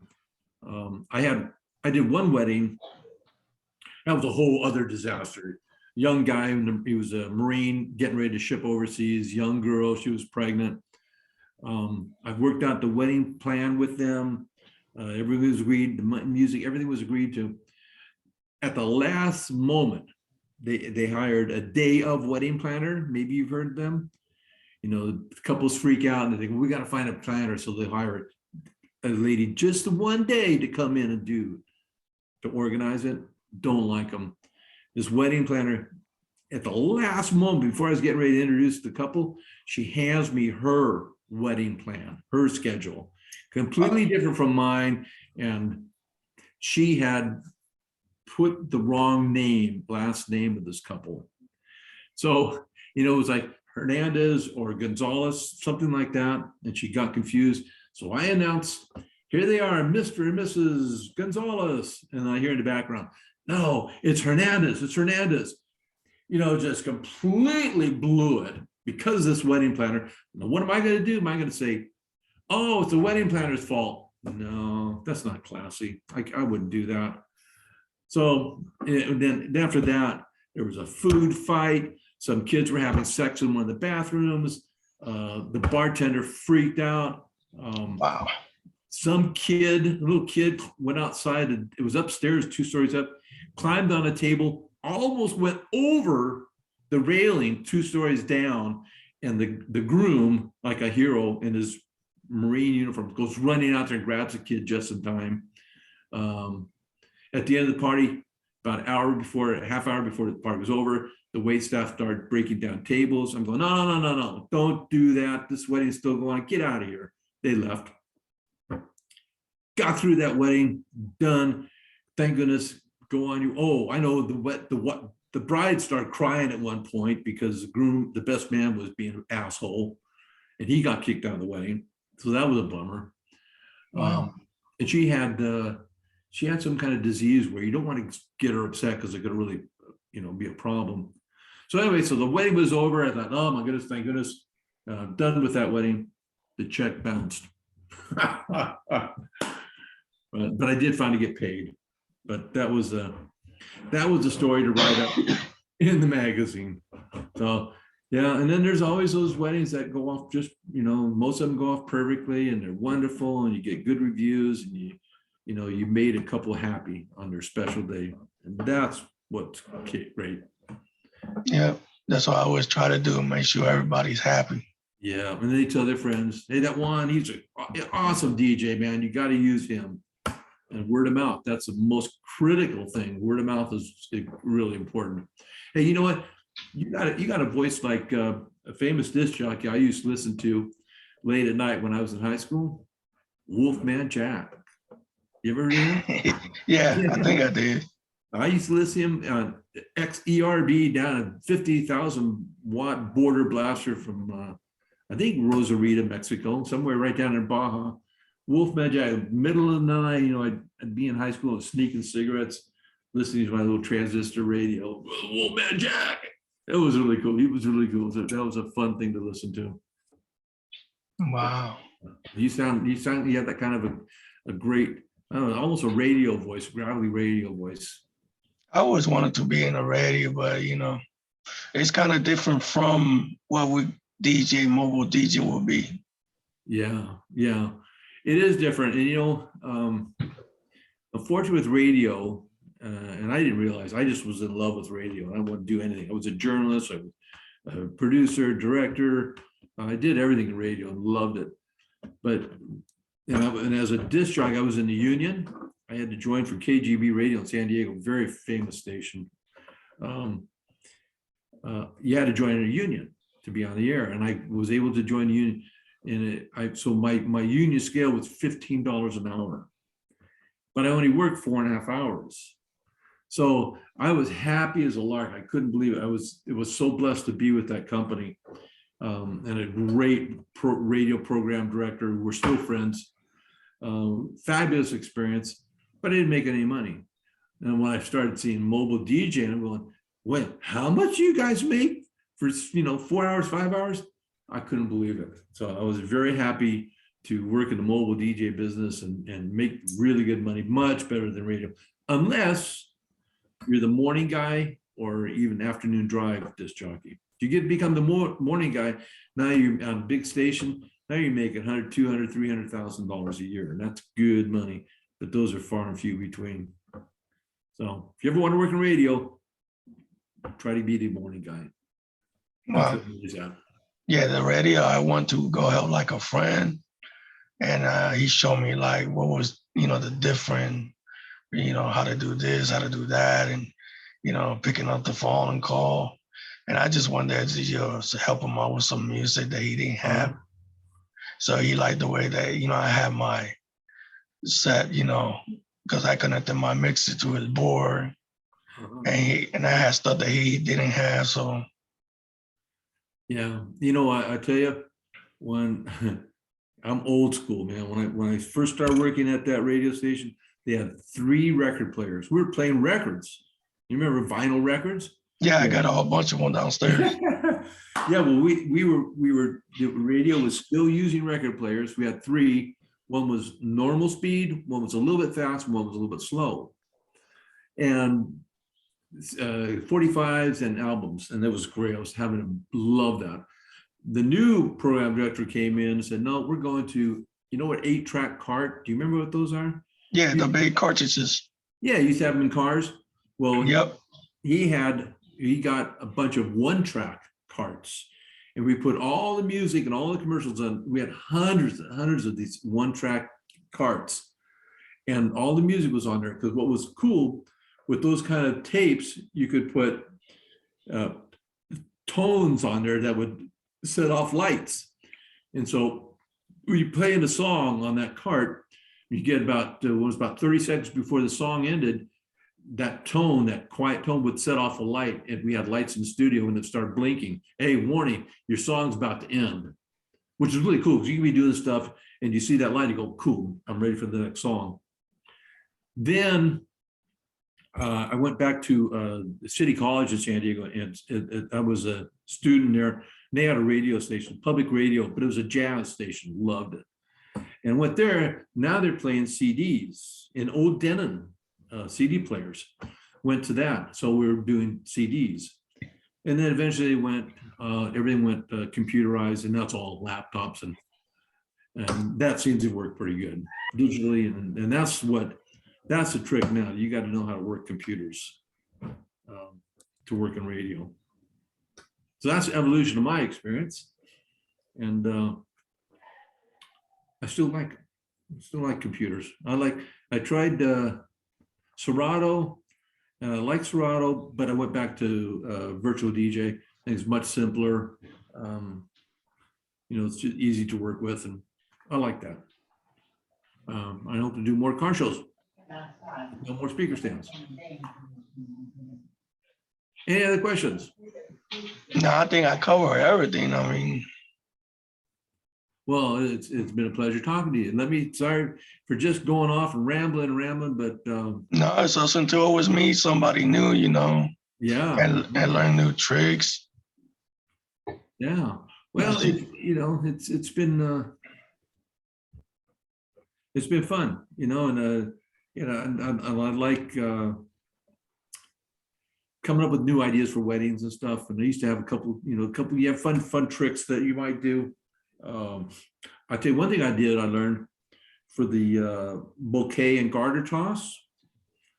Traditionally, you do the garter. I've found that wedding planners want to do the garter, the bouquet toss first, and then do the garter toss afterwards in that order. And I never could understand why you would do that, because what I found was you have the girls love that, you know, it's a lot of fun. They fall and they chase that bouquet, and then the guys come out. What do the guys do?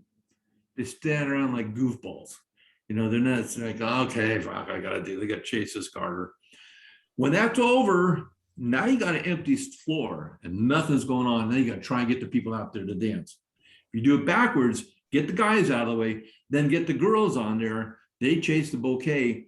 Now, when that's done, you find out that particular group of girls, the bride's girlfriends, what's their catch song? What's their song? Their one song that really gets them going, that they love to dance to. As soon as that bouquet toss is done, you put that song on. The girls on the dance floor, girls like to dance, your party's off and running.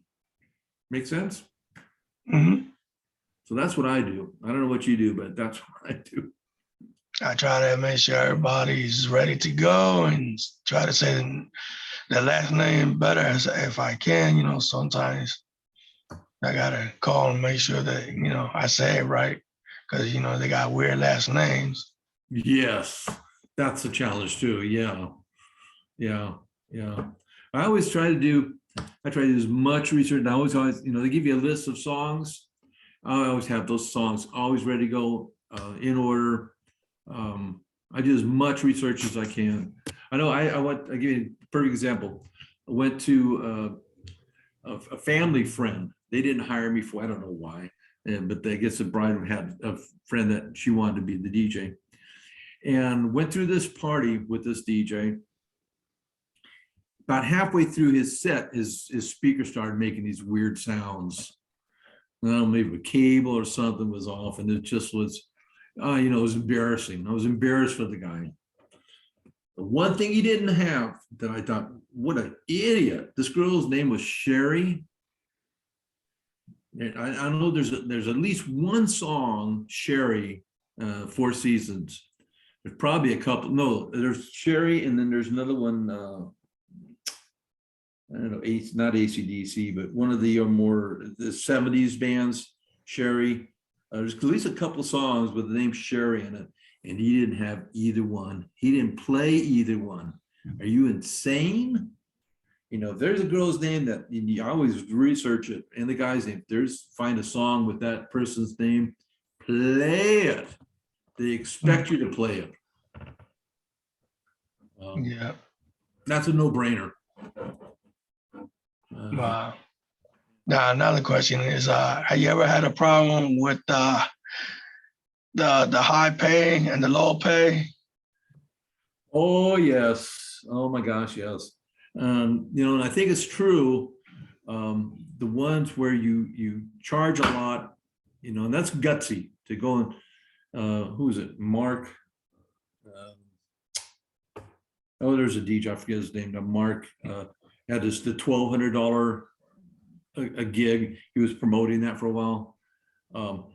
Yeah, the more expensive, they tend to be less hands off, leave you alone. You know, you're a professional and paying a lot of money. You know what you're doing. They trust you. And the guys that lowball you, they always tend to be the most problematic. They wanted the most music.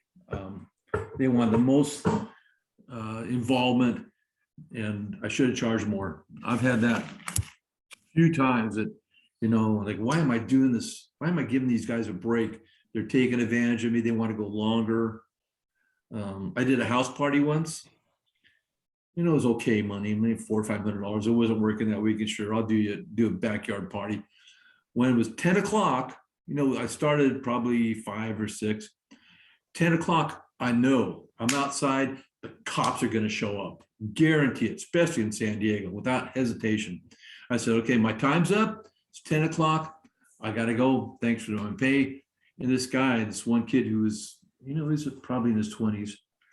He came and said, man, stay here, Mike. I want you to stay longer. I'll give you some drugs. He wanted to give me some, and it was hardcore, nasty drugs. So I'll give you some drugs if you stay longer. No, thank you. I'm out of here. I did a Christmas party once. It was outside, freezing cold. And I knew a storm was coming and the wind started picking up. And I'm thinking, I told the guys, hey, my time's up. I got to, can you stay longer? No, I can't. I know storm's coming. I got to get my equipment out of the element and go home and lock it up. They were disappointed, but as soon as I got my stuff in my van, it started raining. And I'm thinking, oh gosh, I'm so glad I didn't stick around. I got out of there just in time. Those are load-ins. Some of the load-ins were just the worst. That was a big issue with me. Load-ins could be a real problem. But that's why I like car shows. They're much easier. They're on parking lots. Anything else I can help you with there? No, I think I cover everything. I mean, it's awesome to meet somebody new, that knows more than I would know. Well, I'm older. Much wiser. No, I don't know. You just, if you're passionate about it, you learn from friends. The trade shows are always good. The DJ associations are always good. Talking to people like me, I'd probably learn some things from you. Sharing ideas, if you're not so egotistical, you think you know it all. That's amazing. I think that's a big problem for guys. Some guys, I've had, sometimes when you go into a facility and there's another DJ there and you're the next guy up.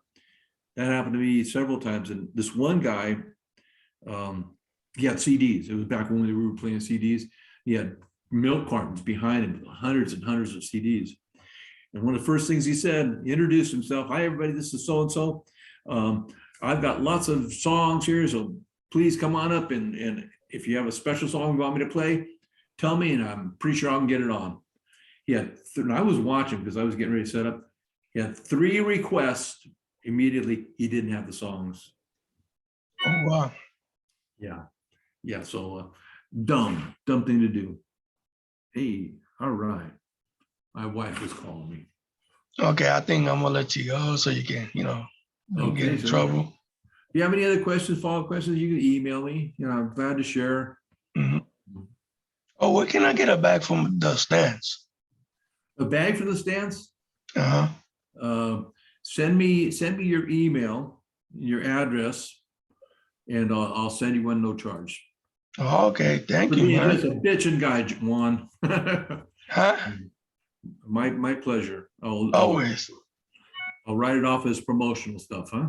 Yeah, I'll put your stuff on my page too and get you some more, people to buy your stuff out there. Well, I appreciate that. And thank you, sir. Go ahead. Who are you rooting for in the football Super Bowl? Actually, I'm just waiting for the halftime to see the old school rappers. Oh, yeah. You know what? Here's a little sidebar. A couple weekends ago, here in Pasadena, we're real close to downtown Los Angeles. And there's the Coliseum, the big Coliseum, really old Los Angeles Coliseum. It's been in a lot of Olympic games. It's really old, very classic. Well, NASCAR, the race group, the stock cars, they came and they put on a race. They paved the infield, put on a really short track. They put on a race 2 weeks ago. And I'm like you, into cars, and it's like 5 miles away from us. So we got tickets. We went in there, had a ball, loved it. It was wonderful. And I got COVID from that. Aww. Yeah. But did you beat it, right? You beat it and you're still here with us. So that's the good thing. Yeah, well, I got all my shots and boosters. I didn't feel anything. When I was actually scheduled for an eye surgery to get rid of a cataract, and I had to do a COVID test. They said, no, can't do it. You got COVID. What? How's that going? I mean, did you do it yet, or for your cataract? No, I haven't had. I had to delay it. So maybe in another week I'll be able to do that. Actually, I'm going next week. I'm going to the next weekend. I'm going to the Las Vegas for the trade show. It's the old Mobile Beat magazine and the photo booth group. So I guess there's only a few of us going to be there, DJ. Everything else is photo booths, but Pioneer's going to be there, American Disc Jockey Association, and Bass Box, the speaker company, Bass Boss. You got to look up that website, Bass Boss, BASSBOS, Bass Boss. Look at those speakers; they're freaking amazing. Yeah, I'll check them out there. I'll get done with you. All right, sir. Juan, it's a pleasure. You gentlemen, I appreciate you talking to you. Sorry if I rambled too much, but I hope you. No, it's okay. It's always good to meet somebody new, and stay humble, stay safe out there. Yeah, so I agree with you 100%. You're a gentleman. Good luck and keep in touch. Yeah, thank you. You too. All right, sir. Send me your Bye-bye. address. Yep. All right, take care. Bye. Bye. Bye.